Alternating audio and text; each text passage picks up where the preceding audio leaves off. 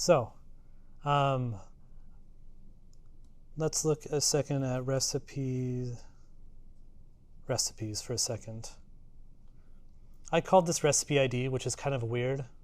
Normally you would just call this ID.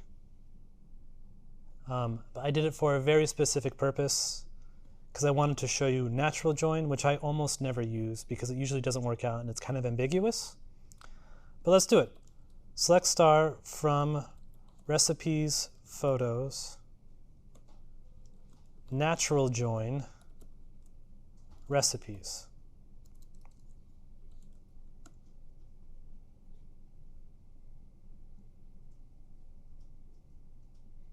So this query here, when you say natural join, is saying like, look for columns that are called the same thing in both tables, join on that.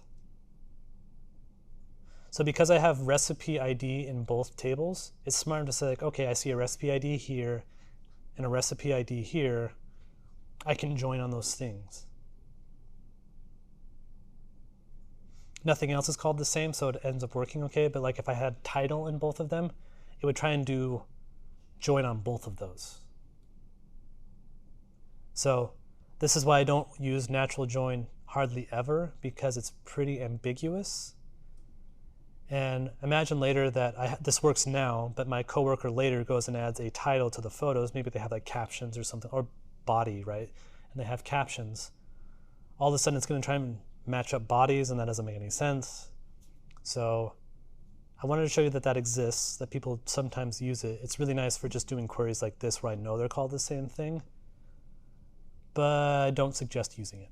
And let's talk about cross join because it's silly and it makes me happy. Let's say we had a set of 3 things, dog, cat, chicken, and we had a set of a second things, colors, the red, yellow, blue, or something like that.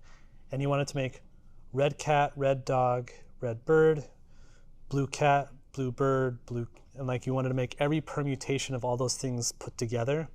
That is called a cross join, and SQL can do that for you. So if I say select r.title, r.body, rp.url from recipes, photos, rp, cross join, I'll just put that in another line, cross join recipes r. This is now going to go make every permutation of all these that exist. It's a lot of rows. So despite the fact that I only have, 15 photos and 6 recipes, I just made 78 rows of all of them joined together in every possible permutation. You might be asking me, why is that useful? And the answer is, it's not super useful. Maybe someday you're going to come across some problem and you're going to be like, I'm so happy Brian taught me that. Other than that, it's just a curiosity that that does exist.